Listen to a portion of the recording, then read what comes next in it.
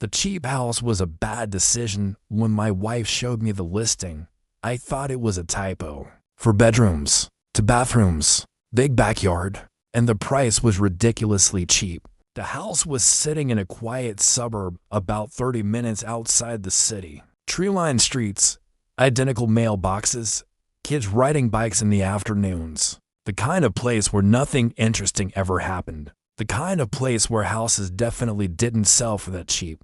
Maybe they just want a quick sale. My wife said. The house looked normal, maybe a little old. The wallpaper had that faded floral look from the early 90s, and the carpet looked like it had seen better days. But structurally it seemed fine. No cracks. No damage. Just cheap. We had been looking for a house for almost a year, and everything within our budget was either too small or needed major renovations. The realtor kept repeating the same phrase during the showing. Motivated seller. But she never really explained what that meant. We signed the papers within 2 weeks.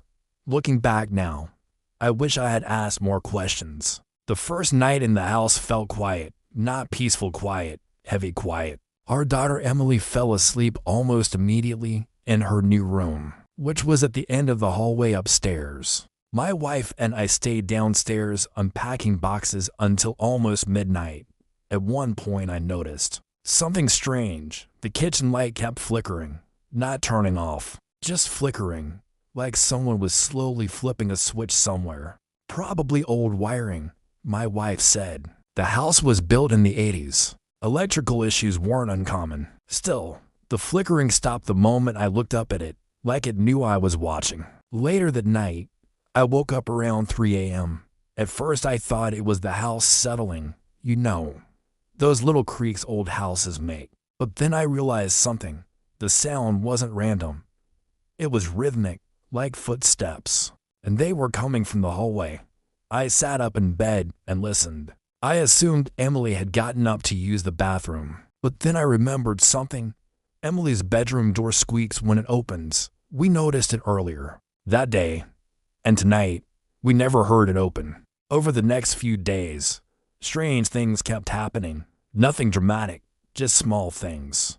The kind of things that make you question whether you're imagining them. One morning I found the back door slightly open. I was sure I had locked it the night before. Another time, I heard the sound of something rolling slowly across the upstairs floor. Like a marble, except we didn't own any marbles. Emily started complaining about noises too. Someone walks in the hallway at night, she said casually while eating cereal one morning. My wife laughed it off, probably just the house settling. But Emily shook her head. No, it's a person. That night I decided to stay awake, just to prove to myself that it was nothing. Around 4:47 a.m. It started again. The footsteps were slow and heavy, like someone walking very carefully. They stopped right outside our bedroom door. I held my breath. The door handle moved, just slightly. Then it stopped and the footsteps slowly continued down the hallway. I jumped out of bed and opened the door.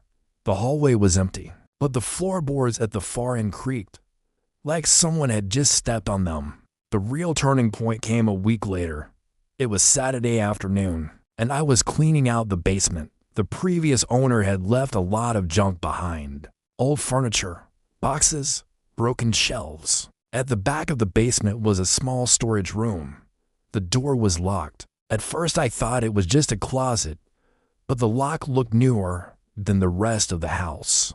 I spent 20 minutes looking for the key before giving up and forcing the door open. Inside the room was empty, except for a few things. A mattress on the floor, and next to it, a small plastic container. Inside the container were food wrappers, water bottles, and a flashlight. My stomach dropped.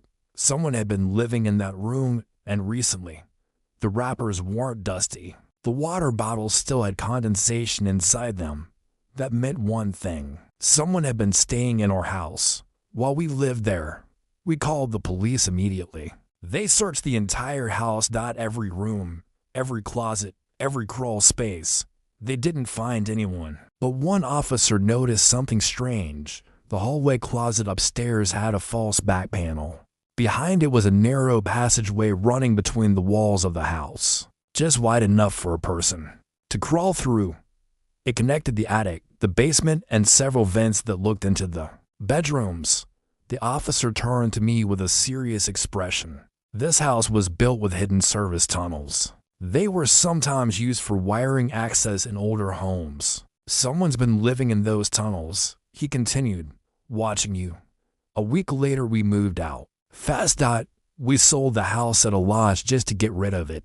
Before we left, I checked the basement storage room one last time. The mattress was gone. The food wrappers were gone. But sitting on the floor was something new, a small drawing, made with a black marker. It showed a stick figure family, 3 people standing in front of a house, and above the house a 4th figure watching from the attic window. If you liked this story, show your support by dropping a like and subscribe or follow. Thank you for watching.